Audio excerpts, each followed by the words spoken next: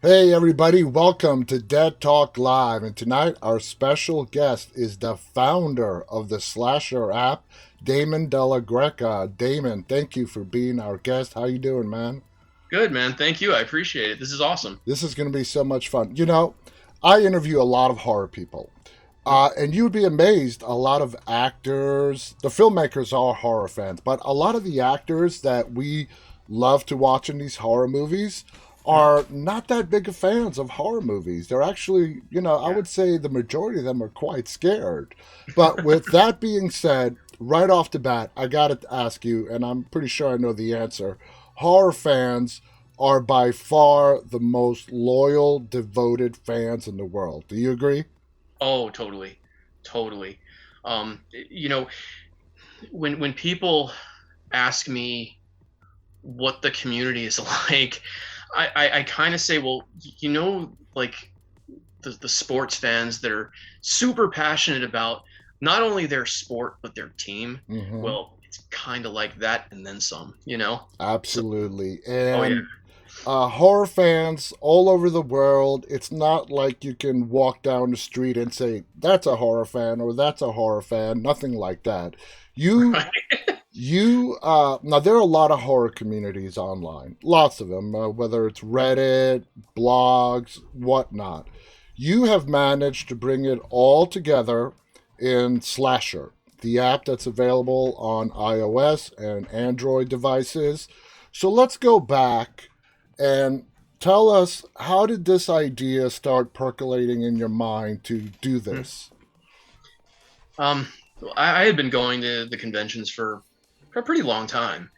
And I would always end up hearing about one that just happened or one that's gonna happen that I didn't get a hotel room for, tickets for, or whatever. And it was kind of like at that time I was online enough where it should have been a hell of a lot easier for me to find shit. So I was just like, wow, like I'm having a tough time finding Yeah, things, and I would imagine that I'm not the only person in the same no. situation. And um, like hanging out with a lot of the vendors and talking with a lot of the vendors who I've become friends with over the years, um, I found out that they were in the same predicament. So I was like, all right, I can do something about this. Hmm. This I get. So it ended up at first being a shared calendar that I found every single horror convention in the U.S. and Canada. I found some other conventions too that were kind of like, um, you know, Science adjacent to fiction, horror. maybe. Yeah, like sci-fi, comic cons, tattoo conventions, things Hmm. like that. So I put them all in this calendar, and I just sent the link to a bunch of people, and it was like, hey, if you want to go to any shows together, or you just want to know what's going on, here, check this out. Um, so that was kind of cool. That was a useful thing. But when I was doing that, the gears started to turn, and I'm like, there's a lot more here. Um, because if I wasn't finding out about the conventions, what else am I not finding out about? Because Exactly. when I go to these things, a lot of times it's the first time hearing about like certain indie movies and different brands and stuff like that. So I was like, all right, there's definitely more here. And then when I started seeing things like Twitter accounts being taken down um, for posts that were essentially Right. fiction and Yeah. and fantasy and special effects makeup being censored because the makeup was that good. Yeah. It appeared like it was gory stuff. We all know that's not real, Hmm. um, but it really that put me over the top, and I was like, you know what, this is a bigger thing. It's not just not finding conventions. It's not being so segmented as we are. It's there's a bigger problem here of us not being able to enjoy the artistry and the creativity that is horror. Hmm. So coming up with all these things and seeing all this stuff kind of building and snowballing, I really just sat down and put pen to paper and just said, all right, well, what are my options? What can I do? And of course, the first thing after seeing like those accounts taken down in Twitter and seeing a lot of stuff on Instagram and the fact that the horror hashtag on Instagram is It censored. is. A lot of people don't know that. And No, it's everybody, amazing. yeah, who's on Instagram, Hmm. if you hashtag horror, you're going to get a big no no. Yeah, Hmm. it's not allowed. Yeah, and when people search for it, it's like, it brings up this message like, are you okay? Hmm. And the implication there was kind of astounding to me, because what does society think of horror fans who are just enjoying a genre of book or film or Hmm. art or whatever it is? It may not be the prettiest, but it's certainly relevant, in every aspect of life, really. So to say that you can't enjoy this the way that you want to, or the way that the artist intends for you to, Hmm. I think there's something inherently wrong with that, because I that's a agree. degree of censorship that is not just saying we don't want this here, but the way they were saying it is kind of like saying there's something wrong with you. Hmm. And I took serious issue with that. So I said, you know what, these platforms can all go to hell. You know, Absolutely. I need to do something more, and in a way that we can enjoy it and feel comfortable in our own skin, because so many people come on and they're like, they'll message me and tell me like, hey, I finally found a place where I feel like I could be myself. And to know that people can't feel like that in their everyday life, that's really something, It man. I mean, is. And I would hate to feel that. what a lot of people don't understand is I'm a horror fan because I like to get scared. All Yeah. right, I watch slasher flicks. I love watching the makeup effects, like you Yeah. mentioned. I love the artistry that goes behind it, and Hmm. then you have the legends in this industry, like the Tom Savinis, who mastered makeup, and to see their craft. Uh, it's a treat, and that's what I think non-horror fans don't understand. And you now Yeah. you take these big other social media platforms, whether it be Twitter or Instagram, Facebook, and whatnot, and yeah, they their age, the minimum age on these platforms is 13. Okay. Right. Mhm. And I'm sure they've gotten some backlash from parents wanting to protect their children, not seeing graphic stuff. So yeah, as a parent, I get it, but they have taken it to such an extreme where it makes us as horror fans feel like outcasts. Well, the problem I have with that, and that's perfectly relevant. I mean, that's perfectly reasonable, right? Mm-hmm. Because you would think if they're trying to protect, younger kids and stuff like that from seeing things that they shouldn't, sure, that's understandable. Not everyone wants their kids to see that. I get it. However, on the same platform that openly allows porn Yeah. without any issue, um, it's a mixed message. That's all I'm saying. I'm not saying there's anything wrong with porn. I'm just saying the message is not right. Yeah. They're very certainly singling us out, when they do have that kind of double standard, and that's really the issue. It's not about what they allow and what they don't allow. It's the fact that they're picking and choosing Mm-hmm. what's okay and what's not, and whether we're okay or we're not. Yeah, and I totally agree with you. And just bringing up porn, not even straight up porn, but seeing these influencers who Mhm. are, flashing their bodies and they're influencing younger boys and girls, to me, that's much more problematic as a parent. I have a daughter, I have two sons. Yeah, yeah. Rather than them scrolling a social media platform and seeing a little 5-second screenshot of a movie of somebody getting their throat sliced, which they know is fake. So yeah, Yeah. I totally get you. So kudos for you know doing what you did and creating slasher. So now you got the idea, you wanted to do something about it.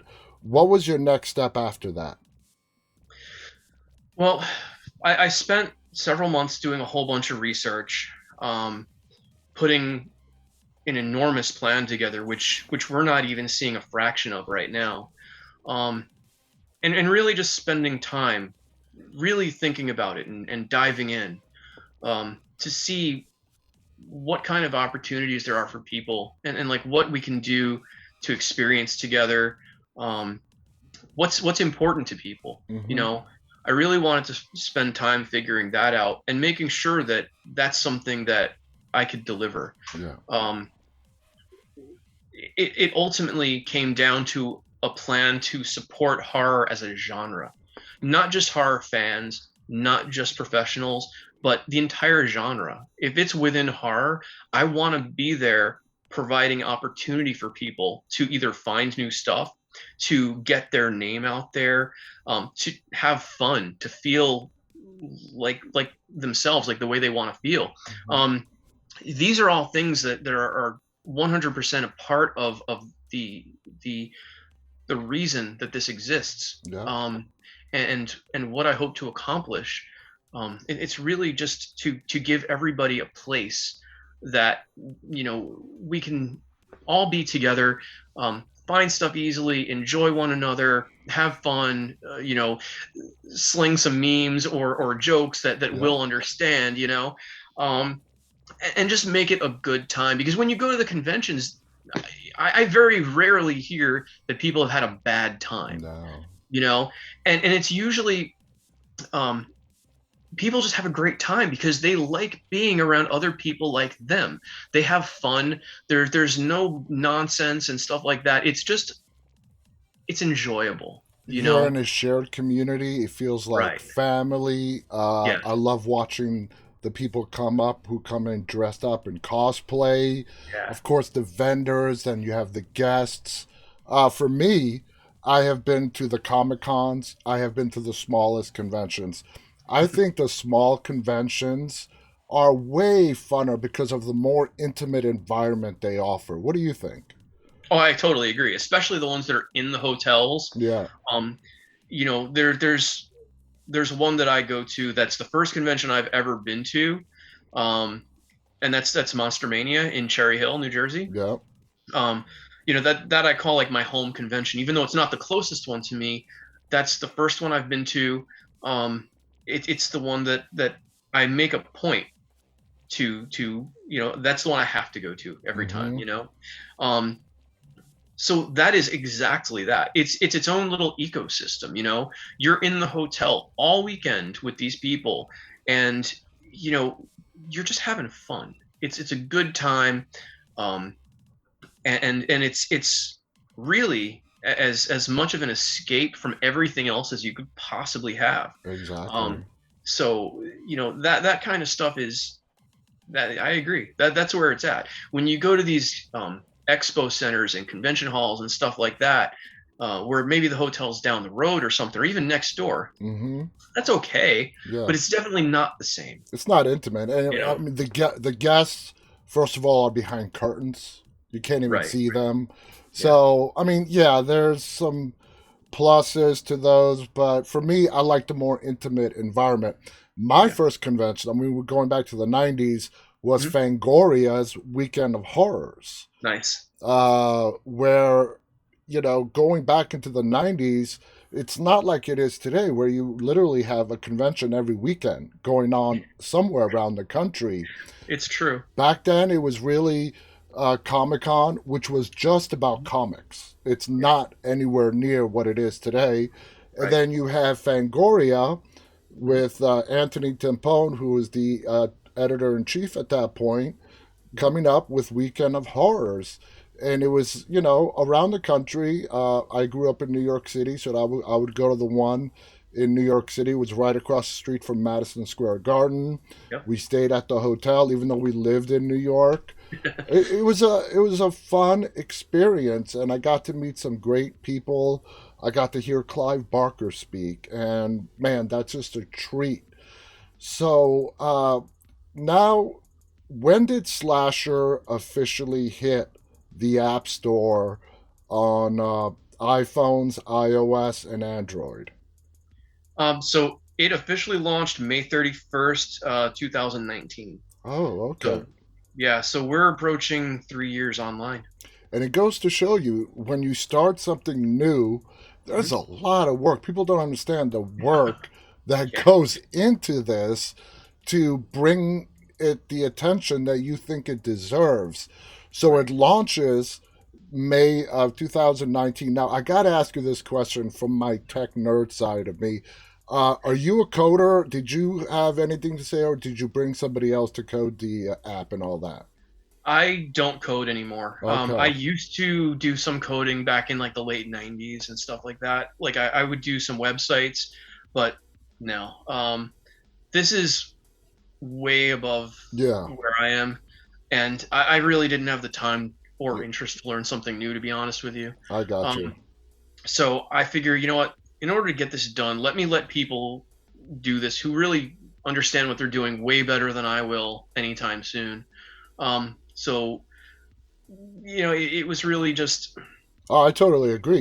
yeah. You can't, because that's a full time job in itself. Now, you as the founder, once Mhm, the app is ready to go live, you have mhm, a full time job doing what you do.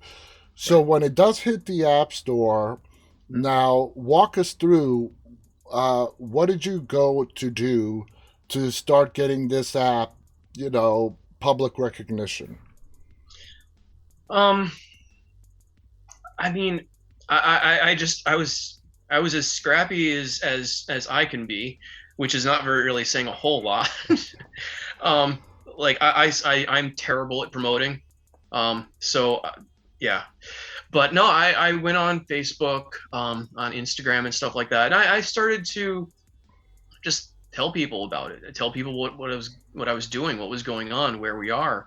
Um, that And was at which point did so it came out in 2019.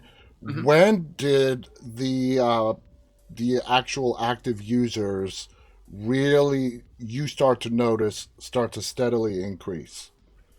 Um, Honestly, I mean, it was from day one, but that's not saying much, you know.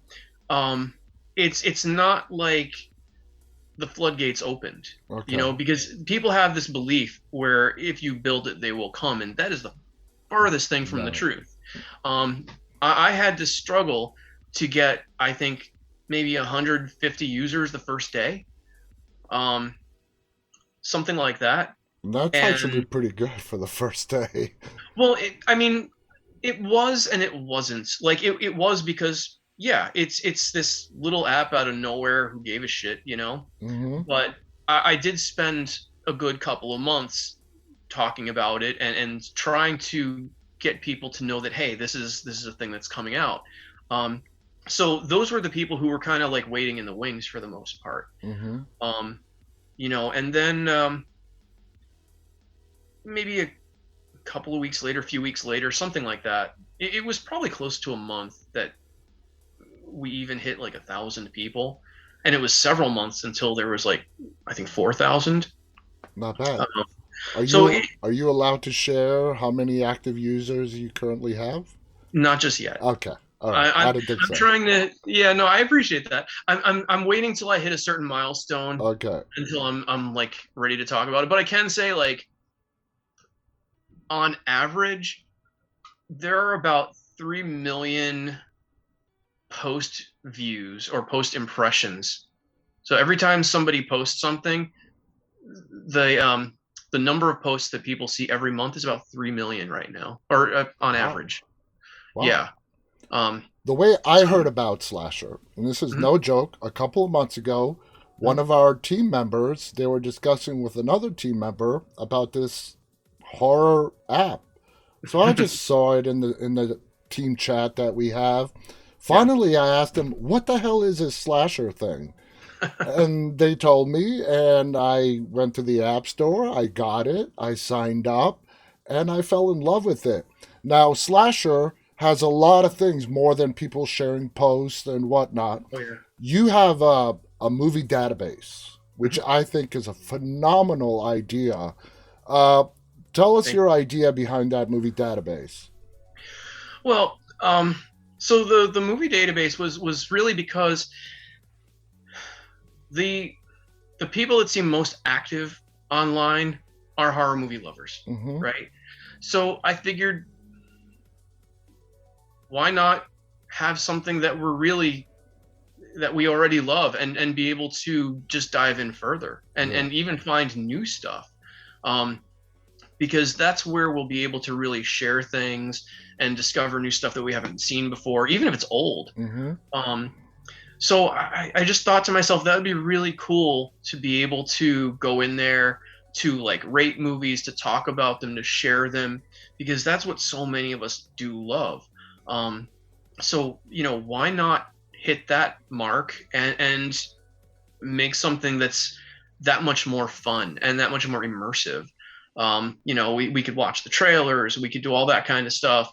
Um, so yeah, that's kind of where my head was at. Was like, Yeah. what can make this more fun and enjoyable, useful? And that Since was since I started this show to where we are now, which is only 21 months in since we oh started this wow, show, that's awesome. I have realized that I now can give a voice to independent filmmakers, and that Right. means a lot to me. How does Yeah. that feel to you, being able to list these independent films, get them a platform to where they can go and share with horror fans? Hey, this is our movie coming out. What are your feelings on that? I mean, that's really what I wanted to do. I wanted to be able to kind of level that playing field because I know how difficult it is from firsthand experience being on Facebook and Instagram and Hmm. Twitter and all these different things, trying to have a voice, but being knocked down. Yeah, Because you can have 250,000 followers, but how many of them are actually going to get your posts in their feed? exactly. That's the trick. It's the algorithms that are beating everything back, and it's almost a pay to play situation. Hmm. Um, so unless you're posting stuff that people really really love, and you get a lot of people to like your stuff and to engage and to comment and all that kind of stuff, it's very very difficult. Um, and I think a lot of people out there understand this, and they experience this themselves as well, because you know getting 10,000, 100,000 followers on any platform is like, that's massive. Hmm. So there was either a lot of effort, um, a lot of luck, which I don't know if I quite believe in that so much, or a lot of money, Yeah. you know? So um, being able to put something together to say, you know what, right now, if you post something, all your friends are going to get it on their timelines. Hmm. Um, so rather than having like 5 or 10% of your followers see something on Instagram, Hmm. or at least have it appear on their timelines, Hmm. 100% of those people that you're friends with, that you're connected with, will see it on Slasher, or will Yeah. at least get it on their timeline.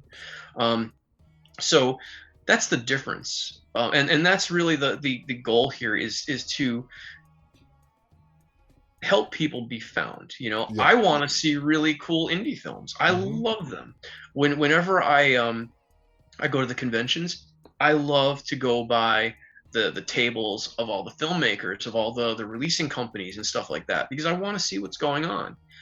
I don't have time to spend like just surfing Tubi or No. Shutter or something like that. Like, I want to go in, um, and talk to the people who were involved and learn, like, what is this movie? What is this about? And hear the excitement in their voice, sort of sharing about, like, this is their work, this is their thing that they did, that they're proud of. Yeah. They put it out there for other people to see, to share it. um I like to have that experience, so I kind of wanted to offer that same opportunity, to everybody, to be able to do that. Like, Hmm. I want to find stuff just as much as somebody wants to be found. So I'm just trying to simplify that connection as much as possible. And today it is so difficult because we are literally drowning in content. That's for sure. To find something, I mean, I've resorted to a point that before I even sit on my couch in front of my TV, I got to do some online research first. Yeah, I Because the know. days of opening up a platform or going through your channels, you're not going to find anything that you might be looking for. Now, when it comes to international out, Mhm. horror films. There are some really amazing films out there. For me, I think Asia, South Korea, Indonesia put out some really amazing films. What are your thoughts on international horror films? Oh, man, so my favorite zombie movie is Train to Busan, Yeah, without a doubt.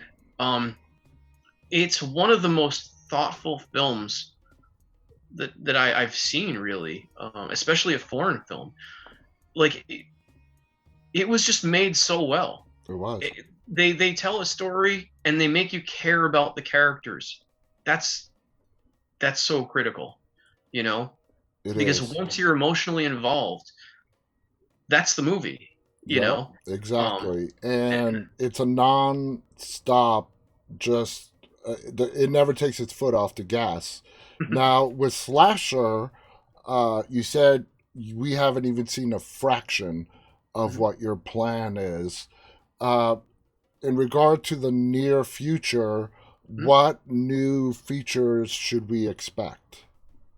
well, as stupid and simple as this is going to sound, hashtags are an important thing that I want to bring in. Okay. I think it's going to help people find more of what they want more easily, Mm-hmm. and be able to share stuff and get out there a little bit more effectively.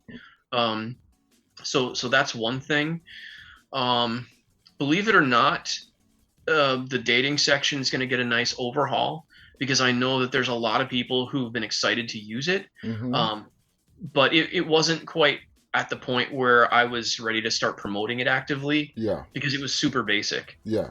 So I'm gonna spruce that up a bit and get it to a point where I'm comfortable actually really getting out there and promoting it.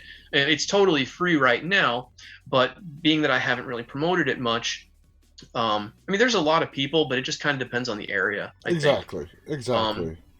but that's something that's gonna be coming soon. And there's other stuff like making it available on the web, like on a Mm. web browser versus just the app. That's going to help me reach people internationally a lot more easily. Yeah.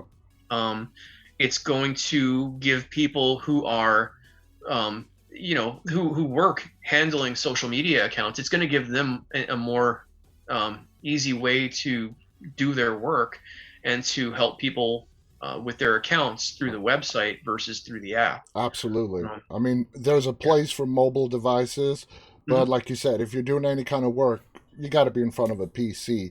Now, Right. there is one feature going back to the movie database Mhm. where you offer a buy button for a movie. I have not actually clicked that, so I don't know what it does. So when people Okay. are scrolling the movie database or Right. they search for a movie and they click on it and they see the option to buy, what does Mhm. that actually do? I wish it was doing what it sounds like, but no, those are just lists. So it's like if you want to buy that movie at some point, it's like, you checked out the trailer, you've read the comments on it, and it's like, okay, I want to buy this movie. So you put it on your buy list. Okay. So you're really just adding it to a list. It's like a shopping list. Right, right. Yeah. I wish it had the capability to sell it to you right then and there. Um, That's a but whole other matter there. yeah, that's maybe a couple of years away. Yeah, yeah. Uh, But yeah. but I mean that's just such a small fraction, and just scrolling through the timeline, and Mhm, I see how people interact when people first sign up for the app. They get a mhm, welcome letter from yourself, and you right. basically express, you're free to share everything related to horror. You can do, you can promote your podcast, your whatever kind of show, a movie, anything like that.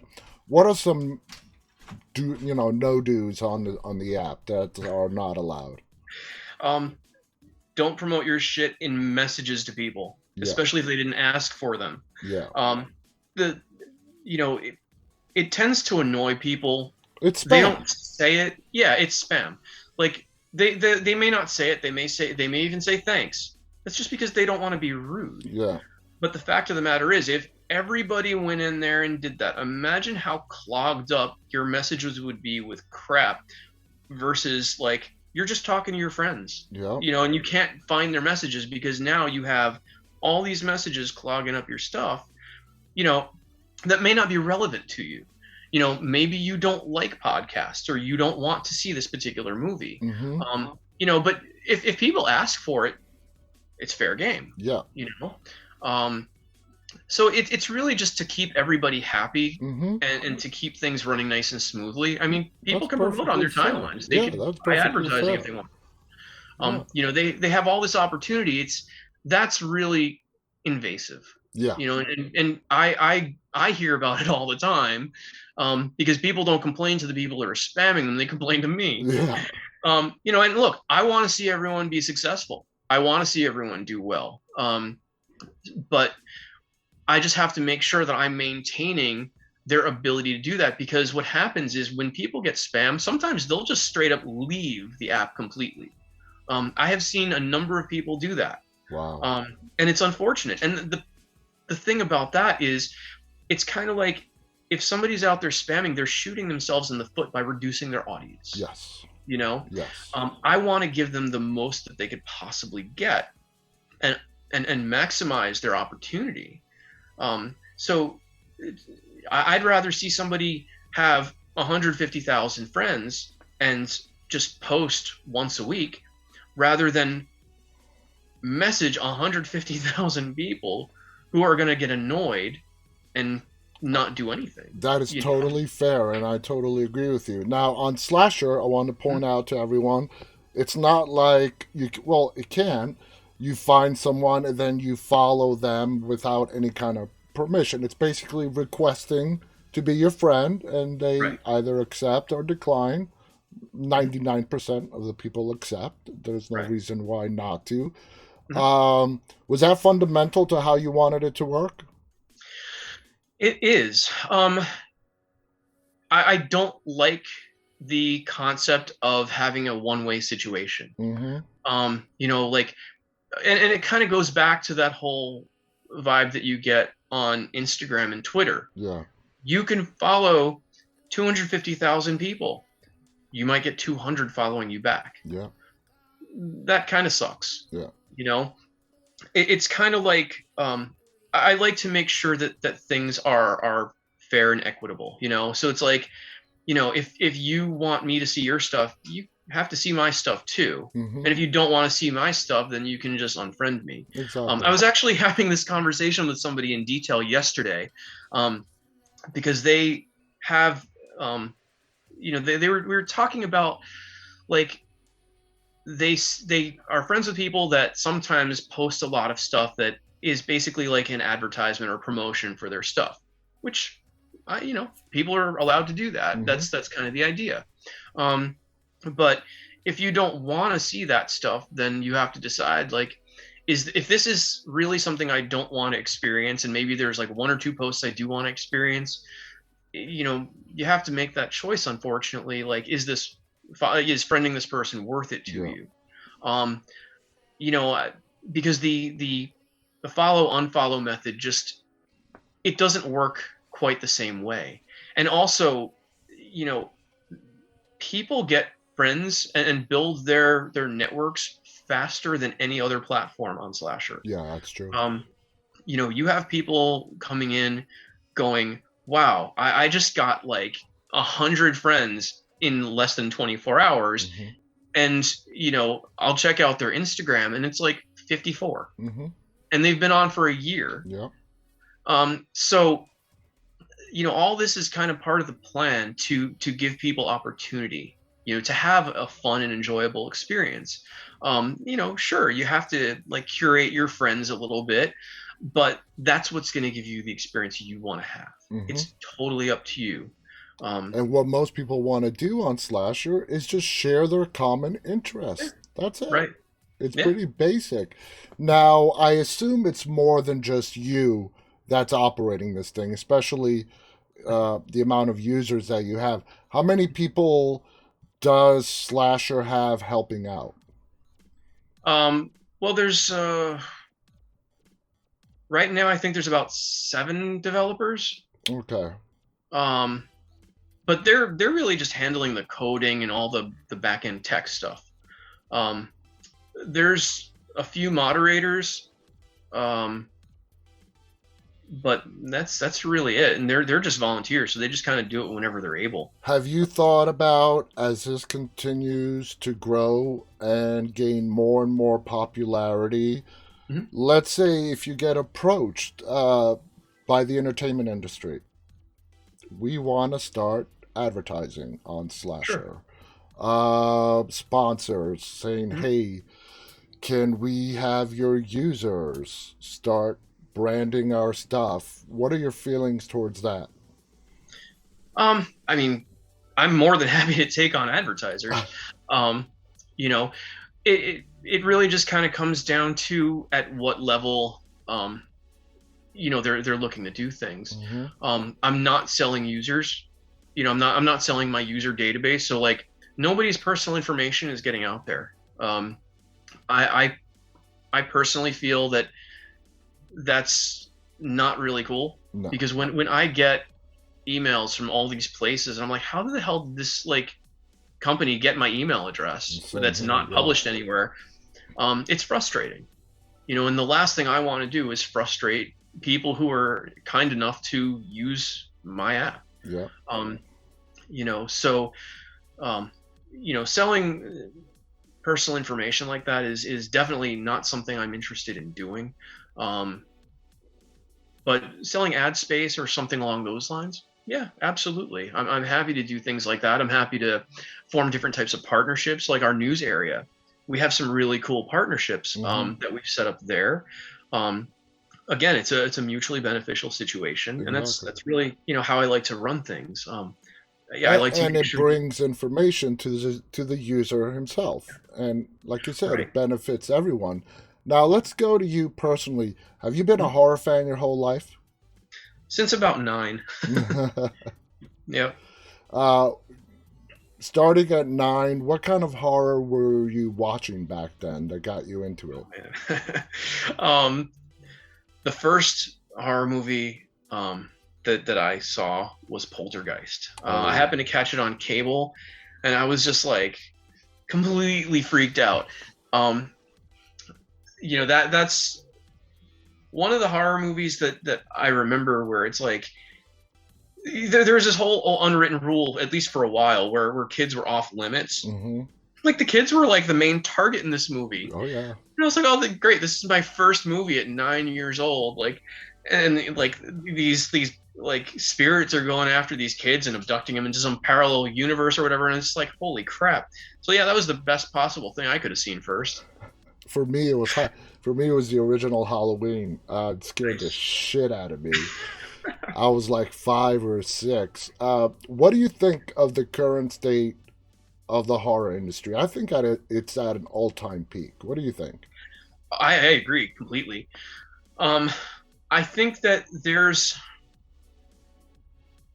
there's a lot of creativity out there that's really starting to push its way through, Mm-hmm. which I think is awesome. Because when you have people who could do like huge budget studio movies and they're willingly working on horror, I think that's amazing. Yeah. You know, I um, mean, people, directors like James, yeah, just James Wong and all these paranormal movies. For me, my favorite subgenre, because it still scares me, is the paranormal subgenre. yep, But like I said earlier, I will definitely enjoy a good slasher flick. I love zombie flicks mm, for the effects and, of course, the character building. I'm not all about just seeing blood splatter across the screen for 90 minutes. I want a good story. In regards to you, personal, do you have moments where, you know what, I want to just sit back and watch a gore fest on the screen?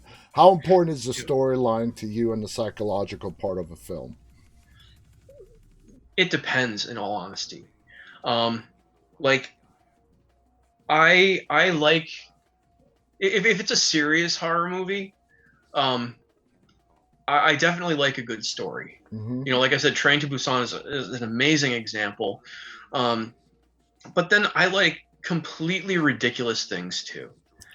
You know, like I was at one of the conventions and I was talking to one of the guys over at Wild Eye, and we were talking about Velocipaster. So I have a copy of Velocipaster, and I watched it with a couple of friends one night, and I could not stop cackling. It was just absolutely absurd. It was perfectly ridiculous, but it was done in such a way that it was completely ripping on itself, Mm-hmm. and it knew it the whole time. And that's really what I liked about it. It was very tongue in cheek. Let's make fun of ourselves in the best possible ways we can. Um, so completely absurd things like that. I love and really need every once in a while, because it's one of those things where you really just don't have to think about it. Just sit back and like dive in. Exactly, exactly. What about TV? Now, horror has really come on television in a big way. Yeah. Of course, The Walking Dead, the zombies. Zombies are a big thing now. The Mhm. Walking Dead, you could say, revived them from the end of the '80s to 2010. There was a sort of a lull in zombies. What do you feel about the state of horror on television or digital streaming, which is sort of kind of the same thing? I think it's great. I mean, I really enjoyed the new Chucky series. Oh, I that was thought that was amazing. really cool. Yeah. Yeah. Um, and with that, um, with Netflix coming out with new stuff, especially series like fairly regularly. Hmm. You've got everything from Stranger Things to the new series Archive 81, which I just started. Yeah. Um, there's so much cool stuff and really interesting ideas and concepts and creativity that we're getting to see now, which I think is really cool. It's definitely fun to see new ideas, stuff that maybe hasn't been done or Hmm. is being done in a new way with a new spin or something like that, that makes it feel fresh. Yeah. That doesn't make it feel like another trope. Exactly. Um, I think that's really terrific. But yeah, I mean, having having stuff come out is really good right now, especially since it seems like the majority of it is really quality. And Um, here's something interesting. With the pandemic that's been going on now for 2 years, yeah. the horror industry has flourished. Oh yeah. And you would think with all the horrors that we're living in the real world, people would want to escape to something else when they sit down in front of their television. But Mhm. no, they are more than ever attracted. The horror industry has actually grown since the Yeah. start of the pandemic. Yeah. Absolutely. I really like a lot of the psychology behind why horror is helpful, Mm-hmm. and you know, people do turn to it, and it is therapeutic to some extent. Mm-hmm. But ultimately it's escapism, because there are things that are just so extreme or so seemingly impossible that you go on this roller coaster ride, right? Yeah. And it's just a complete mess of a nightmarish disasters, Yeah.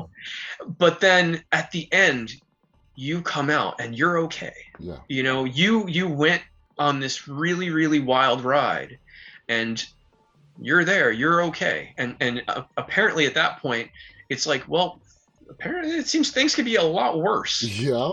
you Exactly. know so you've gone through that whole experience, and you're no worse for wear. So It is I, therapeutic in a way. yeah, and it's cool that a lot of people are sort of discovering horror because they've got a lot of time, Mm-hmm. and there's only so much content that they can watch, that a lot of people, I still know people who are they do their work in the day, and as soon as they're done, you know, maybe they'll exercise and have dinner and like sit down and like watch movies or TV or series or Exactly. whatever. Um, and there's no better way to escape the craziness of reality than to just explore something even crazier. Absolutely. Would you say that slasher like is a full time job for you right now? It just takes up the majority of your day. it it is absolutely like I'm spending at least 12 hours a day on it. Um, and that's not even the only thing I do. I have a whole other company, but so yeah, I spend a lot of time on it. But I love what I do, Oh and yeah. if I have the opportunity to do nothing but this, I'm going to take it because there's really nothing I'd rather do than do something that I not only love but can help other people in the process. Mm-hmm. Um, to me, that's a really, really powerful thing. And you've done something great, Damon. Like I said when we started this interview, there are and have been communities online for a while, horror Mhm. communities. You have brought it all together, and I think that's why Slasher has been successful, and it's going to continue to grow on its success. So thank you on behalf of me and all the other horror fans for giving us Slasher and a way to share and meet fellow horror fans. Uh, this has been I can't believe we're already almost 47 minutes in. I want to thank you so much for being on our show tonight. If you have the opportunity, because you said you have a whole other company, is Mhm. Slasher, if everything works out the way you want it to be your main focus? Oh, absolutely. I mean, technically, it's my main focus now, Yeah. but yeah, if I was able to do nothing but this, I would absolutely be doing nothing but this, and I would dedicate 100% of my time to it. It's really, it's just, it's so much fun, and it's really important to me to help other people. You know, I can't think of another way that I can really accomplish all the same goals in one shot. Mm-hmm. You know, so I think it's terrific. Do you still have time to go to conventions and stuff, or that's just you don't have the time anymore? Oh, I think you froze. Oh, yeah, I think we lost him there. Damon, you there? Oh, I think we lost him, guys. Anyway, I want to thank Damon for being our guest tonight. I think he's plugging in headphones. Let's see. No, no, his screen is freezing. We lost him, guys. Anyway, I want to thank Damon for being our guest tonight. Thank you all for tuning in. Till next time, stay safe. And on behalf of Damon, Della, Greca, and myself, stay walking and check out the Slasher app. It's available on iOS and Android. Thank you. Good night, everybody.